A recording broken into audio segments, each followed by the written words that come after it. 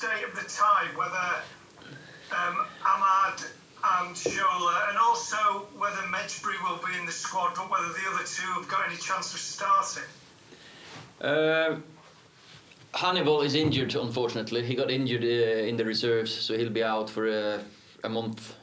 So he was just coming into our squad. Unfortunately for him, he's out. And Ahmad and Shola, of course, they will be involved. They're in the squad, and I'm not going to tell you if they're starting or not. And sorry, Dan, for you, what kind of a season has it been for you? Because you've been in and out of the team, and you seem to have hit some good form at the moment. But I just wondered how it's been over the course of the season.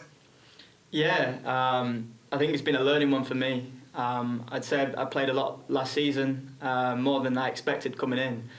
I think for season for me, it's been a learning one, as I said. It's been time to knuckle down, get my stuff done in training, reflect on things, and I think that's what I've done. I think reflecting every day and kind of getting back to where I want to be. Okay, we'll move on to Neil, because I don't think he can raise his virtual hand. No, I can't. Ollie, it'll be 5 years ago to the day that Marcus made his debut as a young player. What do you remember about that, and can you sum up his impact since? Oh, he's had an incredible impact, both on and off the pitch. He's matured, grown into a real, proper young man, knows what it takes to be a Manchester United player on and off the pitch. He's taken responsibility on it and off it. Yeah, I do remember a young little lad coming on 2 nice goals, celebration with his teammates in the stand, of course, and I think he's living proof of what we want to do at the club. That when you sign for Man United, whether you're 5, 6, 10, 14, you've got a chance to make dreams come true, and long may it continue, because he's got 10, 15 years left in him. Do you think that example of Marcus gives you, I know Man United, the name gives an advantage, but gives you an extra advantage when trying to sign the best young talent, that they know that there is a pathway? I don't think it's just Marcus. I think it's through the history of Man United. We have proven and shown many times that we can develop our own local ones, homegrown ones. But you sign players like Wayne Rooney, Cristiano Ronaldo, you make them the best in the world. Sir Alex, he was the best at it. Sir Matt, unbelievable. And of course, we want to follow in their footsteps. Simon Peach. Hi, Ollie. Obviously, there's been some big-name players missing in recent matches. Are you going to be able to welcome back Cavani, McTominay, Van der Beek for this one? No, they're still out. Still not trained enough or enjoyed in. So we'll be more or less the same squad as we had against Newcastle. Can I ask about Dean Henderson? There's been lots of talk about him. Only natural, given how well he did at Sheffield United last season and what he's done in the first team for you. How much of a headache is it having to juggle him and David and playing time, keep people happy, keeping Dean developing, I guess? I've said it many a time. It's any player's job to keep the manager happy, I would think, to get into the team, and to be honest, it's not a bad headache to have 2 fantastic good goalkeepers. So Dean has matured throughout the season. I thought maybe the Real Sociedad game for me was his most assured one, which gives me a lot of confidence in him. Samuel Lockhurst. Daniel, you made such a good start to your United career in the first 6 months or so. Did that surprise you, how quickly you adapted to the demands of the club? And after a difficult period, do you think that you're nearing that level of form again now? I wouldn't say that it surprised me. I've worked very hard to get in this position. I think obviously at the start you just play out of enjoyment and excitement. I'm just so happy to be here. I think through life you always go through difficult patches. Every player's been through it. It's it's about not sticking your head in the sand and just thinking, oh, when can I come back from this? It's about reflecting, learning every single day, which I feel like I have, and try and getting back to, do you know what I mean, as the form, as you said at the start of the season. I'd like to think I'm on a good pathway for it. I've still got so much to learn, and I'm learning every single day. And I mean, the gaffer, the coaches are always speaking to me, and it's just about doing the right things all the time. Per Carlson. Yes, hi Ollie, hi Dan. Hi. So question to Ollie, one of the hottest players on the planet at the moment is your former one, Erling Haaland, who seems to be wanted by all the big clubs in Europe. What do you think about his performances lately, and is that a man you would like to see at Old Trafford? I think, when you have had kids and players through as a coach, you follow them, of course, and I keep in touch with Erling, so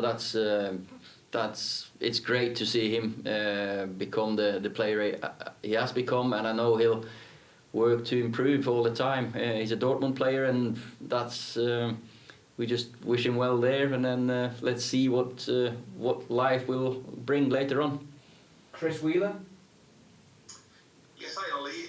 You didn't have your normal coaching team with you on Sunday because of the whole COVID issue. Will you have any of them back for the game tomorrow? And how confident are you that the outbreak's been contained and won't impact any of the players?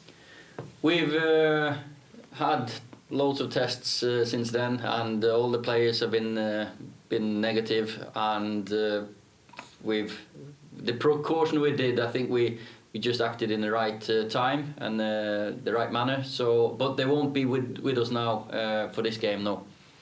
Keith Downey. Hi Ollie, can I ask you please about Juan Mata? A couple of reports in the papers today that there's an interest from a couple of Italian clubs in him. How important is he to your future, obviously in the knowledge that I think his contract, am I right, is up at the end of the season and he has an option?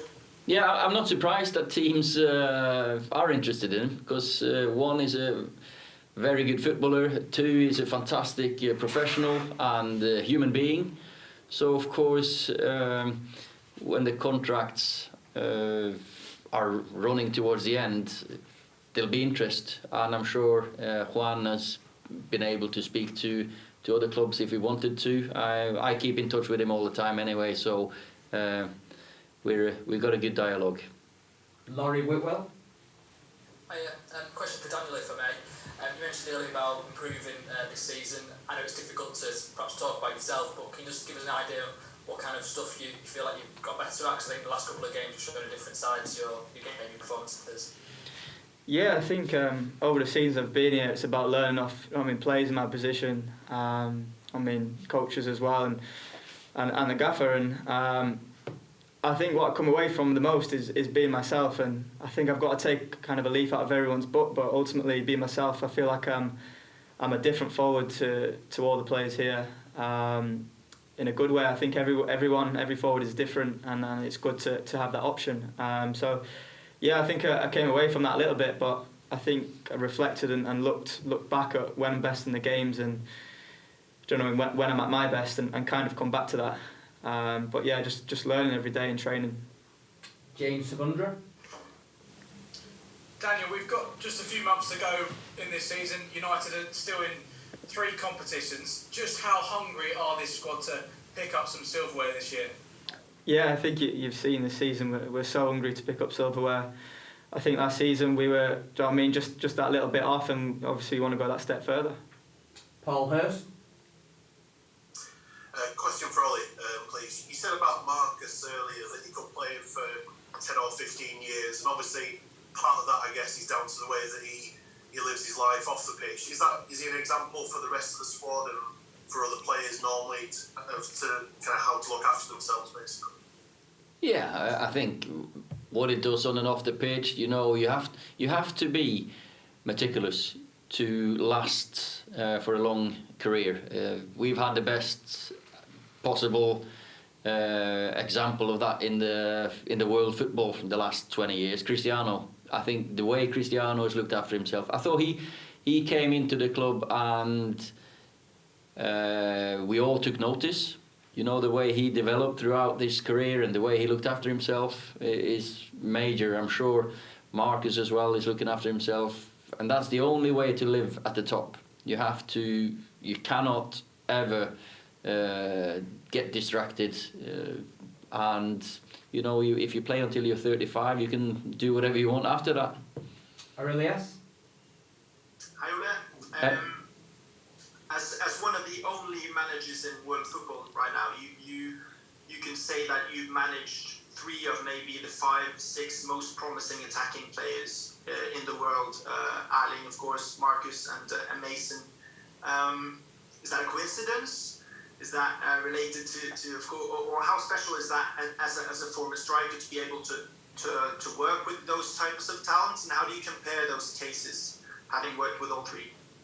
Well, I think it's when you're at Man United, you're down to you'll work with some fantastic talents. Erling we signed with Molde, and of course you try to help them. That's our jobs as coaches, managers. Try to make players better players, better persons, and I feel privileged, and I'm lucky, and I really enjoy working with people. Players who want to, like Dan next to me here, he's an example who wants to improve, is hungry to learn, and they're the players you give an extra attention to. And the lads you were talking about there, they're part of it. Andy Mitten? Hi Dan, hi Ollie. Question for each of you. Dan, what's it like to play with Bruno? And Ollie, your opposite at Real Sociedad, Imanol, talked of the physical rather than technical difference between the two sides. The Spanish teams have been hugely successful, but 4 teams have been defeated last week in European competition. Do you sense a shift to a different type of successful football, or is it more about economics? Dan first? Yeah, it just is what you see on the TV. Bruno's been unbelievable since he come in, not just on the pitch but off the pitch as well. He's a great character, and he's brought a lot to the change room. As you see, he's brought so much on the pitch as well. And I mean, we do speak a lot because I mean, if I can get on the same wavelength as him and just know what he's going to do before he does it, then it's going to help both of us. So I think in the game, there's times when he's not even looked at you, but you know that he's seen you first time, and he's done so many of them balls this season, and it's just great to play with, and it's something that I've hopefully can keep having a good connection with. Yeah, and for me, I think football evolves and develops all the time. I think if you look back to the time when I was playing, there's such a massive difference tactically, technically, physically, probably mentally as well. For me, the fitter you are, the more you can do. If you have pace, you can run, but if you're technical, you can pass. I think football is the best teams have the physicality, technicality, and tactically as well. And mentally, they're very strong. So for me, of course, you had some of the goals when Marcus is exceptional, Dan, exceptional pace. Of course, that's going to trouble any defender. We found a nice way of finding space in behind them in Turin, and hopefully we can find some spaces this time as well to hurt them. But we know that we have to defend well, because they are, as you said, or as I said, they are very technically good. You know, when you got the David Silva out there, you've got to be concentrated for 100 minutes. Last 2 questions, the first one for Rob and the last one for James Ducker. A question for Ollie, if that's all right. Adnan Januzaj said before the first tie that he felt that United, he'd maybe been a victim of the club sort of chopping and changing managers. Do you think young players, kids coming through the academy and players like Dan have got a better chance maybe to establish themselves now they've got a bit more stability under you? Of course, it's down to each manager how they think. I believe in the youth. I believe that young players, if they get a chance, they can really develop, improve, even impress and surprise you. That's just part of this club, and is part of me. I've always loved working with young players, hungry players with a good attitude, and if you got a good attitude, you've got a chance with me. If you don't, there's less of a chance. Last one for James Ducker. Hi Ollie, just a quick question back on Erling Haaland. 12 months ago, obviously you came close to signing him. You got Bruno in that window. Do you? I know you missed out on Erling, but does it show from a recruitment point of view just how right the players that you are targeting are now, and also having missed out on him? Do you think that ship has sailed, or do you think it's something that you could look at again in the future? One, I can't speak about Erling because he's with Borussia Dortmund, and I think it's disrespectful to talk too much about it. Apart from that, I know him and that I speak to him, and who weren't interested in him a year ago, because everyone would say you'd take the best players in the world, and Erling is a top player. But for me in the recruitment, I think we've done well. There's a boy sat next to me here who proves that as well. Bruno, as you say. I think the signings we've made since I've come to the club have all contributed and added to the squad, and that's part of what we have to do. We have to complement what we have in our group with other different types of players and also young players. So I'm happy with our recruitment model and the processes that we go through. Yeah.